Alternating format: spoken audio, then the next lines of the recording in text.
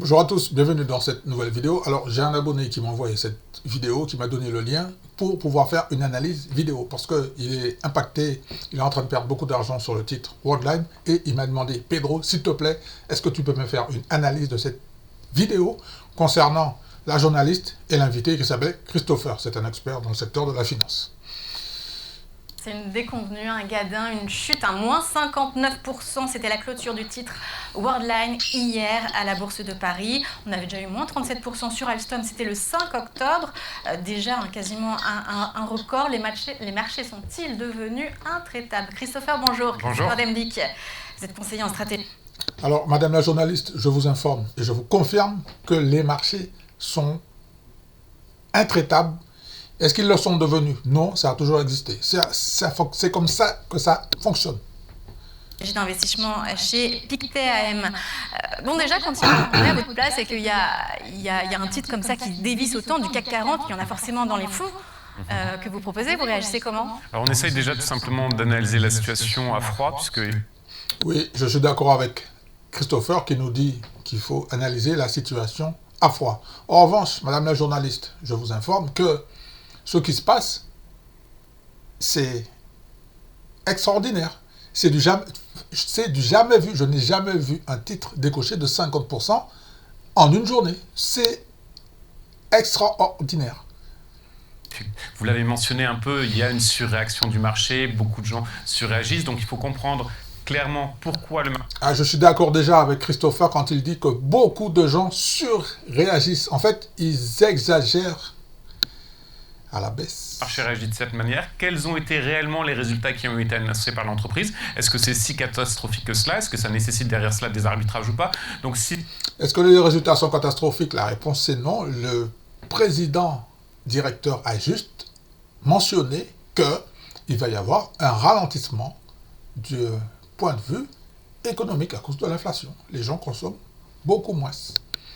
Systématiquement, ne jamais surinterpréter les réactions du marché. C'est vrai qu'on est dans une situation, à l'heure actuelle, les marchés sont assez exigeants, je voudrais dire, avec les entreprises. Donc peut-être prendre un peu de recul et...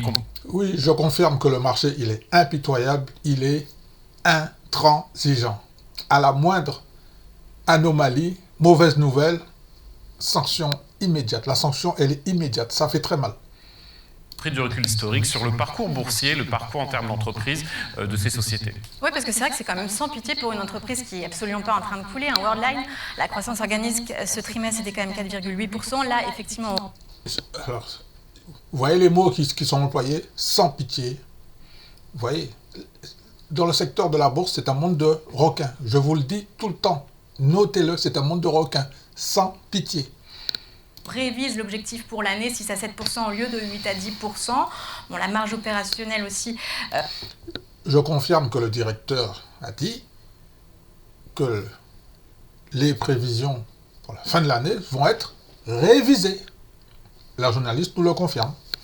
Qu'on a baissé. Alstom, c'était aussi par exemple un problème de trésorerie. Donc c'est quoi qui est sanctionné? C'est un problème de gestion ou même de réputation? Parce que Worldline, il y avait eu l'incident sur la panne samedi dernier sur les terminaux de paiement. Donc en fait, c'est un manque de confiance? Alors, il y a plusieurs aspects. Sur Worldline, très certainement qu'au-delà de la société elle-même et du problème de rentabilité qui peut être évoqué par les analystes, il y a deux éléments. Il y a certainement la société qui a assez mal communiqué au préalable avec les analystes, et c'était le même cas avec Alstom. Systématiquement, quand même, quand on s'attend à ce que ça va être des mauvais résultats, que le marché va mal réagir, le marché est fébrile en plus, il faut essayer de communiquer au préalable avec les analystes pour qu'ils puissent ajuster leurs notes. Donc, c'est tout simplement gérer les anticipations. Sur Worldline, il y a un autre sujet qui est probablement lié au secteur. Finalement, tout le secteur des paiements en Europe, c'est vrai qu'il y a eu énormément d'enthousiasme. Mais attention, monsieur Christopher. Effectivement, les analystes ont commencé à réviser les perspectives, les objectifs. Je vais vous partager un document dans une autre vidéo. C'est un truc de malade, c'est du n'importe quoi.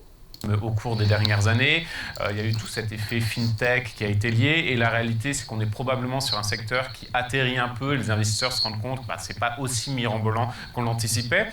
Et le dernier point qui est très conjoncturel à mon avis, c'est que les investisseurs ne pardonnent pas entre guillemets aux entreprises de ne pas avoir les mêmes niveaux de résultats que pendant la période Covid. Mais les investisseurs, les investisseurs sont intraitables. Ils veulent de la rentabilité. Et eux, ce qu'ils veulent, c'est des bons résultats et faire des profits, faire des bénéfices.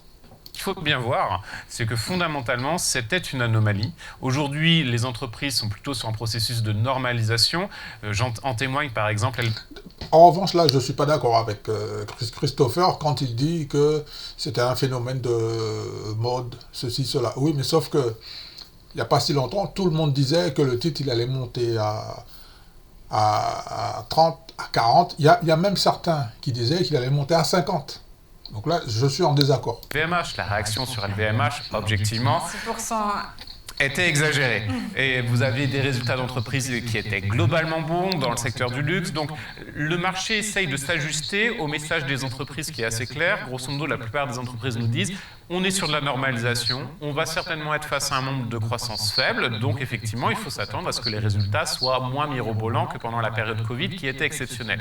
Et probablement que le marché essaye d'intégrer cette nouvelle donne. C'est bien évidemment compliqué, parce que quand vous aviez par exemple 15% de croissance et vous annoncez 9%, évidemment c'est négatif, mais il faut voir sur la perspective de long terme. 9. Alors, négatif, oui, je suis d'accord, parce que tenir ce chiffre à 2, tenir de la croissance à 2 chiffres, tout le temps, c'est pas possible, c'est pas possible. Donc voilà la réalité. C'était ce qui était fait en 2019 quand tout le monde applaudissait pour LVMH. Mais ça veut dire quoi des objectifs qui vont être fixés? Parce que est-ce que maintenant les entreprises vont être plus prudentes? Parce que moi, j'aimerais pas la place d'un directeur financier qui va annoncer à son patron que finalement on va pas atteindre les chiffres qu'il avait fixés. Il va vraiment y avoir... Oui, mais Madame la journaliste, je vous rappelle qu'un directeur financier, il doit faire un prévisionnel pour avoir une vision, pour avoir un cap. Donc, il y a 2 scénarios. Soit c'est positif, soit c'est négatif. En ce moment, c'est négatif. Une crainte du profit warning et de l'effet que ça engendre à la bourse? Alors là, on est sur du très court terme. Effectivement, il y a cet ajustement. Ce qui incite vraiment sur du court terme par sur le long terme, à être un peu prudent sur les actions parce que le marché essaie de s'ajuster à cette nouvelle donne. Être un peu prudent sur les actions, je ne suis pas d'accord. En revanche, à court terme, que le titre perde 50%, il n'a pas perdu en 6 mois, il a perdu en 1 journée. Là, je ne suis pas d'accord. Indéniablement, probablement que certaines entreprises ont un peu mal communiqué en amont, et c'est vrai que la communication est essentielle quand on est sur du profit warning, quand on va annoncer une mauvaise nouvelle, il faut quand même faire le travail en amont, certainement, et c'était le cas pour Alstom vraisemblablement, que ça n'avait pas toujours été accompli de la meilleure manière, mais fondamentalement derrière cela, quand même, on le constate. Je ne comprends pas pourquoi il nous parle de Alstom, ça fait 2 fois qu'il nous parle de Alstom. C'est pas le même dossier, on reste sur le sujet de Worldline, on veut des informations. Enfin, les entreprises sur le CAC 40 ou même du côté américain, elles sont quand même très attractives si on regarde du côté américain. Elles sont toujours attractives, d'accord, mais sauf que est-ce que Worldline va sortir du CAC 40? Parce que je rappelle qu'il faut être... pour faire partie du CAC 40, il faut avoir une certaine capitalisation boursière. Vous avez une myriade de belles sociétés qui sont sous-valorisées, donc il faut aussi prendre un peu de recul, même pas sur plusieurs années, mais simplement considérer qu'aujourd'hui on est dans une phase d'ajustement. Elles anticipent comme tout le monde. Moi je trouve que la journaliste, elle ne pose pas des questions problématiques pour les actionnaires. Elle est en train de parler là de manière générale, mais il faudrait dire, monsieur, les actionnaires, qu'est-ce qu'ils vont devenir? Comment ça va se passer pour eux? Comment ils vont être impactés par cette chute de 50% en 1 journée, en 24 heures. La croissance sera faible, donc elles anticipent ça, elles l'intègrent. Certaines auront plus de flexibilité que d'autres. À mon avis, un facteur qui va être déterminant, ça va être la trésorerie, puisqu'effectivement, aujourd'hui, les entreprises ont assez peu emprunté, mais celles qui ont la nécessité d'emprunter, elles vont faire l'année prochaine et en 2025, et évidemment, les taux ne seront pas au même niveau qu'en 2019. Oui, d'ailleurs, c'est dû à quoi ça? C'est le mental des investisseurs qui est profondément altéré à cause des taux justement durablement élevés. Moi, je pense que la journaliste aurait dû justement prendre la perche qu'il lui a tendue, de demander justement d'approfondir justement les investissements, les prêts qui ont été faits par la compagnie Worldline pour avoir une réponse immédiate pour savoir est-ce que le dossier financier est solide ou bancal. Et du coup, ils réagissent d'autant plus rapidement.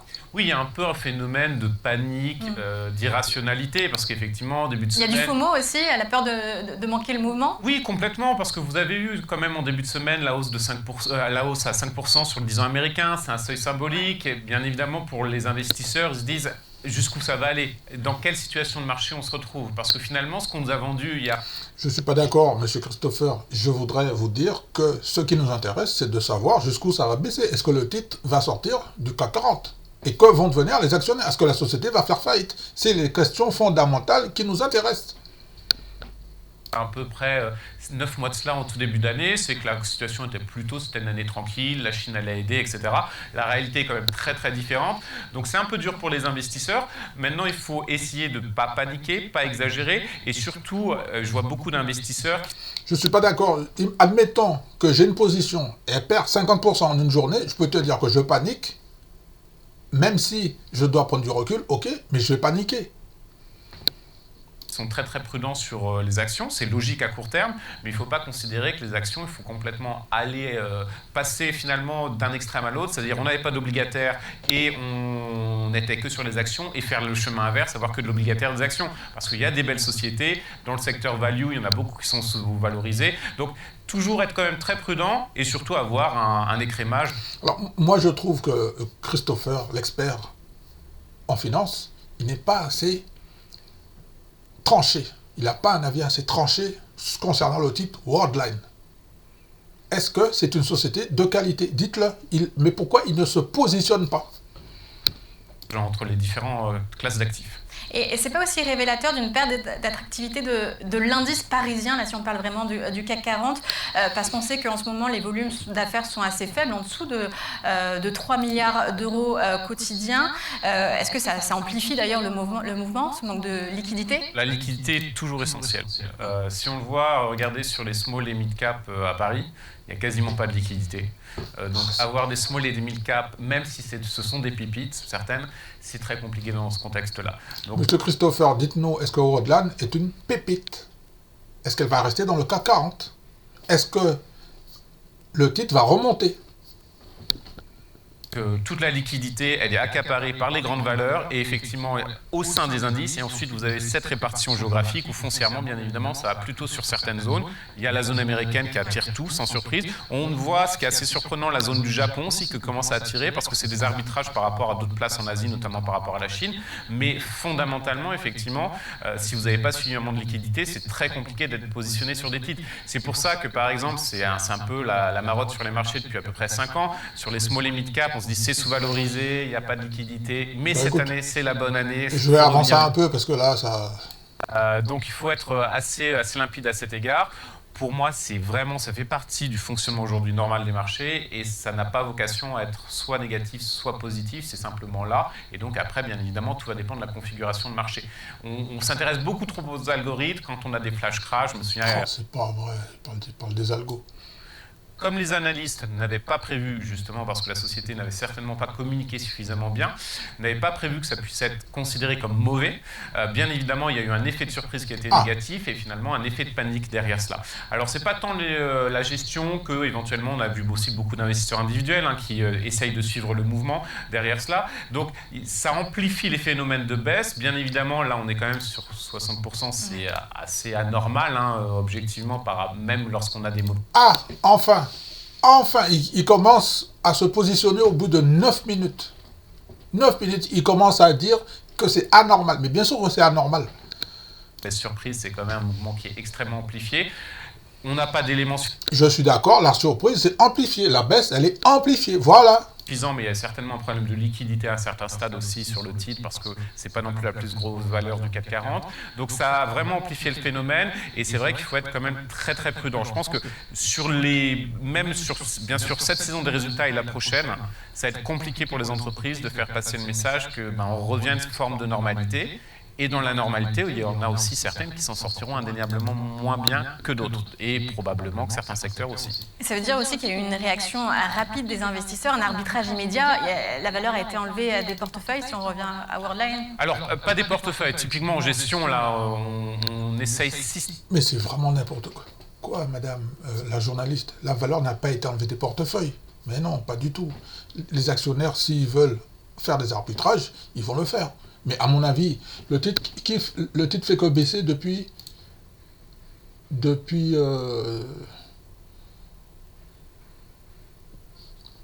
combien de temps le titre est en train de baisser?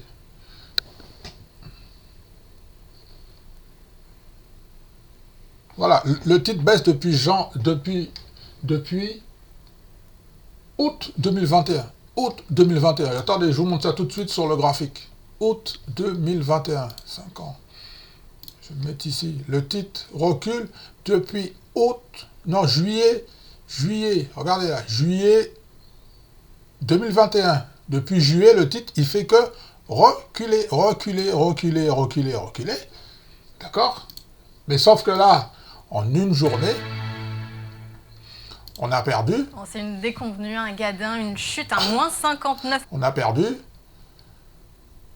pas mal de positions. En une journée, on a perdu 50%. Effet de surprise qui a été négatif et finalement un effet de panique derrière ça. Alors c'est pas tant la gestion que éventuellement on a vu aussi beaucoup d'investisseurs individuels qui essayent de suivre le mouvement derrière cela. Donc ça amplifie les phénomènes de baisse. Bien évidemment, là on est quand même sur 60%, c'est assez anormal, objectivement. C'est pas normal. Même lorsqu'on a des mauvaises surprises, c'est quand même un mouvement qui est extrêmement amplifié. On n'a pas d'éléments suffisants, mais il y a certainement un problème de liquidité à un certain stade aussi sur le titre, parce que ce n'est pas non plus la plus grosse valeur du CAC 40. Okay. Donc ça a vraiment amplifié le phénomène. Ça, on a compris, Et c'est vrai qu'il faut être quand même très très prudent. Je pense que bien sûr cette saison des résultats et la prochaine, ça va être compliqué pour les entreprises de faire passer le message que on revient à une forme de normalité.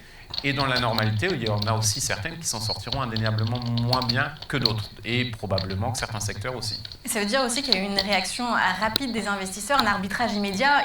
La valeur a été enlevée des portefeuilles, si on revient à Worldline. Alors, pas des portefeuilles. Typiquement, en gestion, là, on essaye systématiquement de prendre du recul. Ouais. Donc, on ne va jamais faire un arbitrage, en tout cas chez nous, du jour au lendemain face à une annonce. Ça, c'est très très clair. On va essayer de comprendre ce qui se passe rationnellement, ce qui se passe au niveau de l'entreprise, analyser vraiment concrètement les titres. Donc il n'y a jamais ce type de gestion fondamentalement. Là, je suis d'accord de faire une analyse par rapport à cette mauvaise nouvelle. Et ensuite, comme le bénéfice par action va diminuer, les analystes vont refaire une mise à jour. Mais là, ça ne sera pas à la hausse, mais à la baisse. C'est-à-dire que tous les objectifs vont être réduits à la baisse. Eh oui, à la baisse. En revanche, vous pouvez avoir sur des investisseurs qui sont sur des titres vifs, qui vont directement se placer, que ce soit de l'institutionnel potentiellement ou du privé, ce type de mouvement assez rapide. Mais ça ne rentre pas du tout dans la perspective de la gestion, parce que la gestion, c'est aussi, on croit en des secteurs, on croit dans des entreprises. Et s'il y a, par exemple, comme vous le mentionnez, je reprends le terme, un gadin, on va essayer de comprendre ce qui se passe. Et on ne va pas surréagir très très clairement. Donc c'est toujours essentiel. C'est pareil lorsqu'on est sur du Alstom, lorsqu'on est sur du LVMH. Bon, écoute, je vais arrêter parce qu'il revient encore sur Alstom, sur LVMH, tout ça. Bon, c'est pas l'objectif de cette vidéo. C'était pour vous dire que Worldline, il est en situation catastrophique. Le titre décroche. Les investisseurs sont en train de se faire massacrer.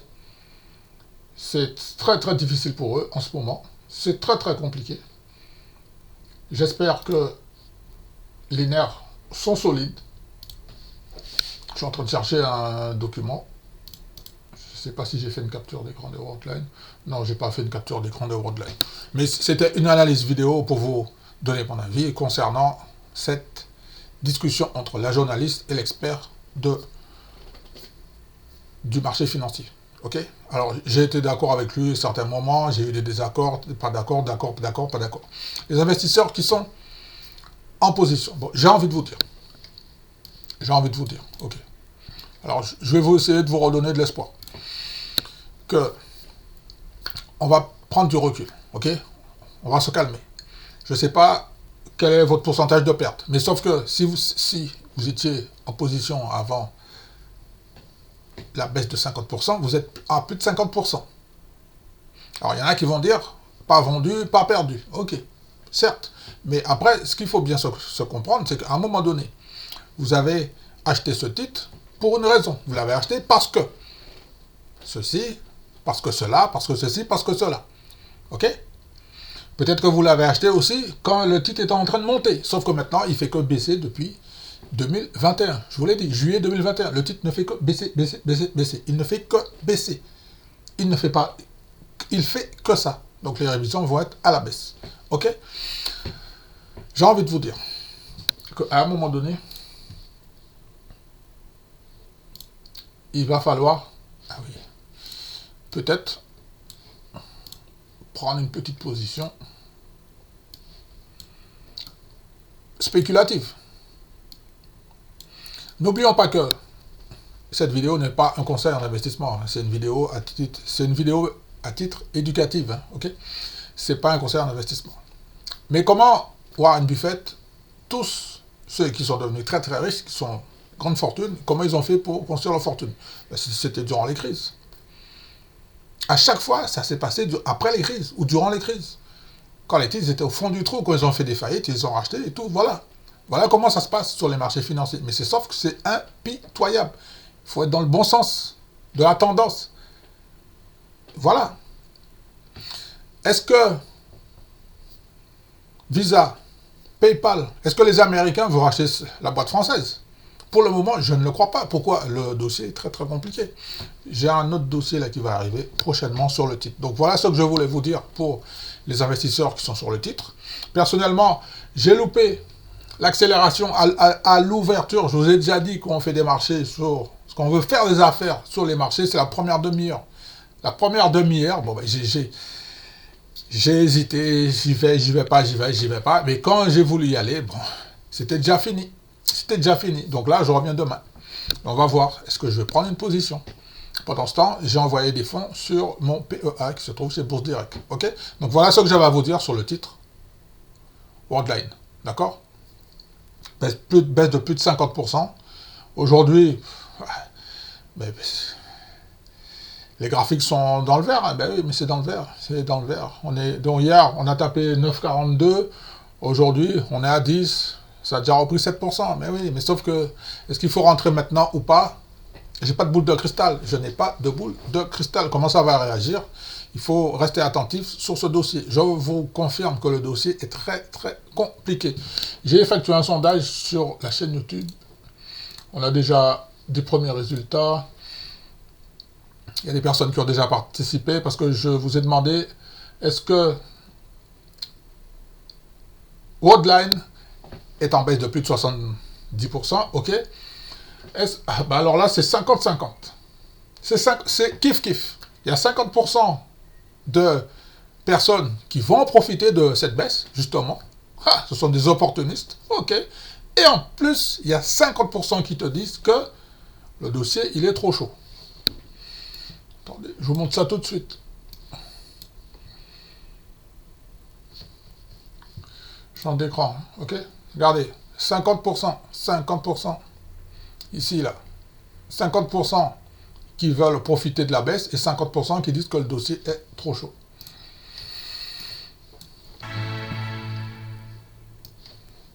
C'est une déconvenue, un gadin, une chute, un moins 59%. C'était la clôture du titre Worldline hier à la Bourse de Paris. On avait